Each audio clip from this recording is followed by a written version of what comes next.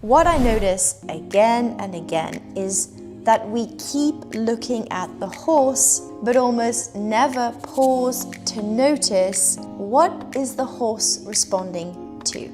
Before your horse has taken a step, he's already read your nervous system. Okay, he already knows what's going internally on with you before you've even asked him, her a question. Horses are prey species. They read tension. It's in their brain, their nervous system, to detect any change in movement, energy, way before we are, because of their prey being. They need this for survival. It's been adapted so that they can flee at the change of the lead mare raising her head, raising the ears, and they're gone. It's that quick. Before we've probably even blinked or got up from the sofa, the horse is gone. They read that tension, that change that quickly. And just really, if you're a woman who loves her horse deeply, takes her riding seriously, but still walks away from sessions wondering what went wrong, then this episode is for you. Maybe you normalize immediately things like pressure, guilt, confusion, trying harder and harder, different tack, different trainers, but just not getting the results that you know are there. One of the biggest reasons progress stalls and has nothing to do with the training or the tack, and almost everything to do with how the horse is reading you. This is an episode that I've been thinking about doing for a while now, and being truthful, the biggest thing I've struggled with is just how to put it into words, because I feel it and I see the pattern absolutely everywhere. Capable equestrian women that have been with horses for most of their life, okay? It might not be their full-time thing because they have to make money, right? We've got to earn money to be with our horses.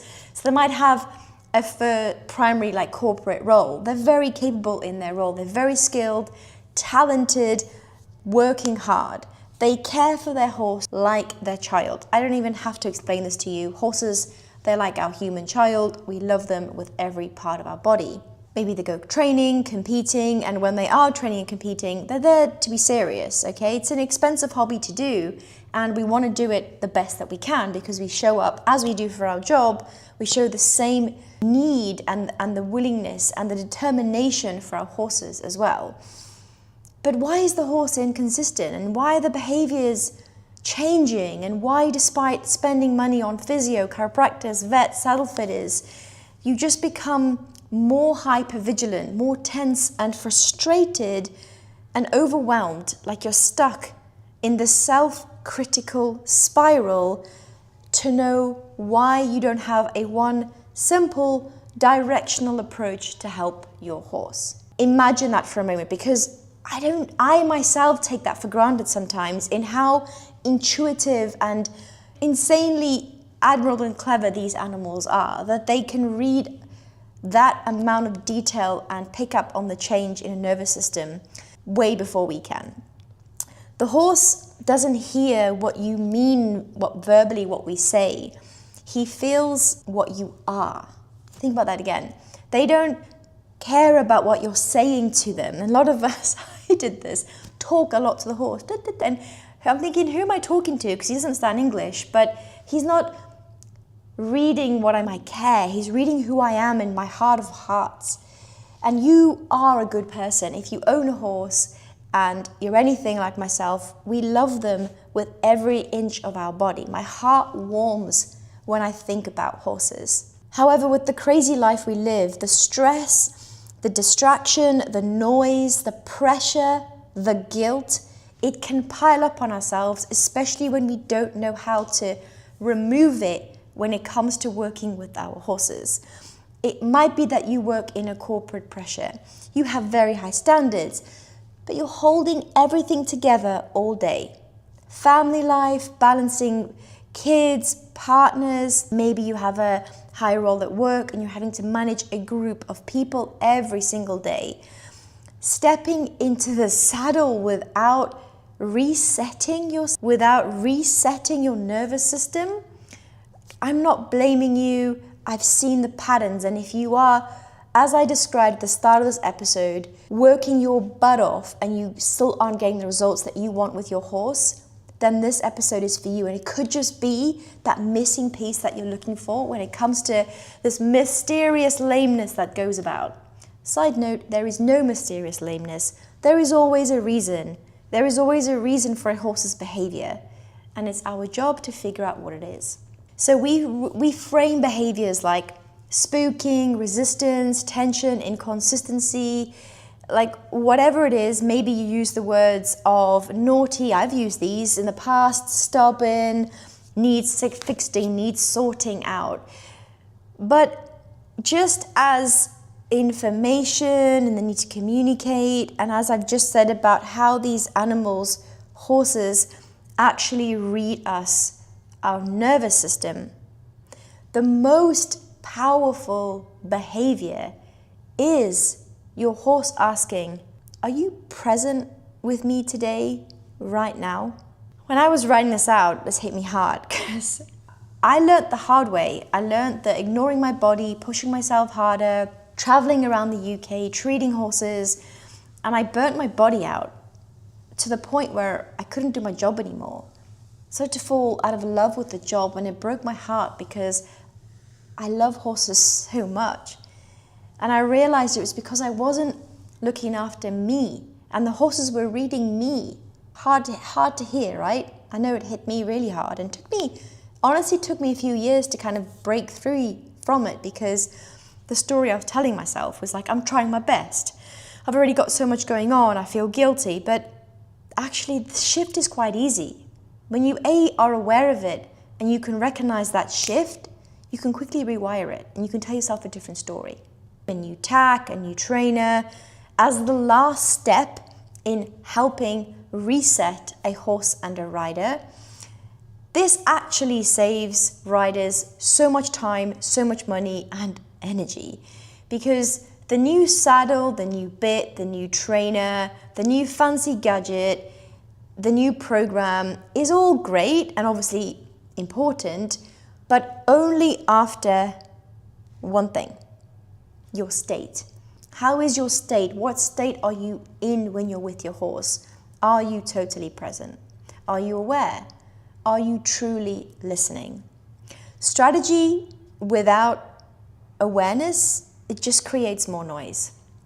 Okay, I've also done this, and I catch myself out even to this day with over-consuming information, because people are so good at writing hooks. They're so good at writing down things that can grab our attention. It's the same in the horse industry, but is it really beneficial, and are we taking it in? And are we applying it? Are we applying that strategy? And truth be told, most of us don't, because we've got so much going on already. I've created a 60-second pre-ride check-in that you can use today. Grab a pen and a piece of paper. Before you even touch your horse, ask yourself these questions. Write them down. How fast am I moving? How is my breath? What am I bringing to my day, to my horse today? In your body. Close your eyes for this. When I close my eyes, I can be more in my body. How's my jaw today? How are my shoulders?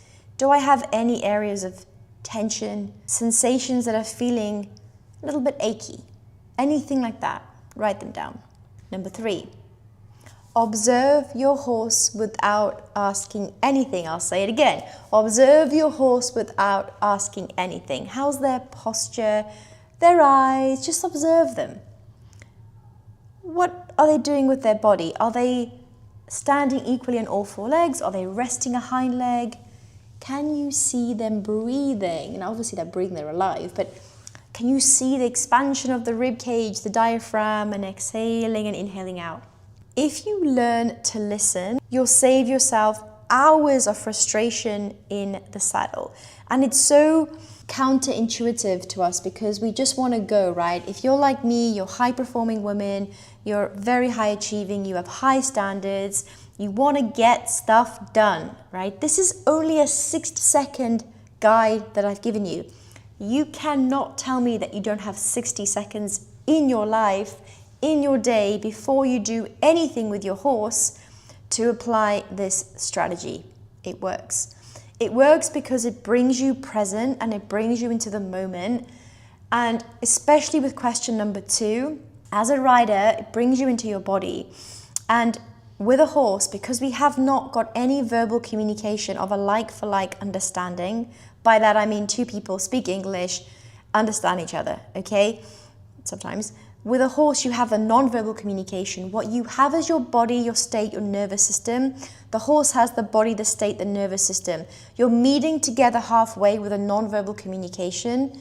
So learn how to read your body and your state, and the entire conversation with your horse will be so much easier. You'll figure out why they are showing their behaviors they're showing, because you're more present, okay? Bonus tip, this wasn't even anything that I had written down. Start to track the behavior. Start to see patterns in their behavior, in your body. It's amazing how much of it is mirrored.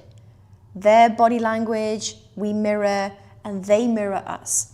I'm sure you've seen this. Maybe you've had a stressful journey there, the traffic was rubbish, you're running late, you're late to your lesson, it's then started raining, maybe you've come on your period. Let's just throw another stress of life into it.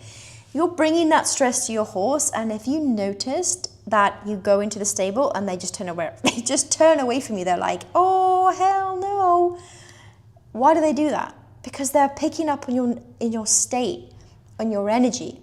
I've actually tried this out as an experiment where every morning, okay, every single morning, no matter what time I have to be at an appointment, there's one thing I will not do. Mobility. Rider mobility. Why do I do this? It gets me into my body first thing in the morning, and it makes me aware of where I'm a little bit stiff today, where I'm compromising, and I can do an exercise to help my body. This has saved me so many times working with horses, because it means that I'm set up for the day in my body and I can reset myself with that 60-second reset tool I gave you today in the car before I work with a horse. It resets my mind, resets my body, and I can show up more grounded and present. I've then tried the opposite, where I'm like, do you know what? I haven't got time for this mobility. I'm going to grab a coffee, straight on my phone, checking social media, and I'm just going to go out. I'm just late. I've tried that, and guess what happens? I've had a really rubbish day with the horses. They know it, they feel it, and they're like, oh my God, your energy is just, you're stressed, get away from me. Let's just reset the nervous system now. Inhale deeply and exhale. I want to say, you're not alone through this. No one is perfect. You're not doing it wrong either. And your horse isn't broken. The fastest way forward right now, if this has resonated with you, is not to do more, but it's just to start listening better. If the way of understanding horses resonates with you today and how I've described it, if you want to feel calmer, clearer, more confident every time you ride, then stay with this channel. Comment below. I've named it the Horse Listener. I have the Horse and Rider Reset, which is very soon coming out. If you want to know more about it, comment Horse and Rider Reset below. Send me a message. I read all my comments. And as always, thank you for your time. Appreciate you listening, and don't forget to give me a subscription.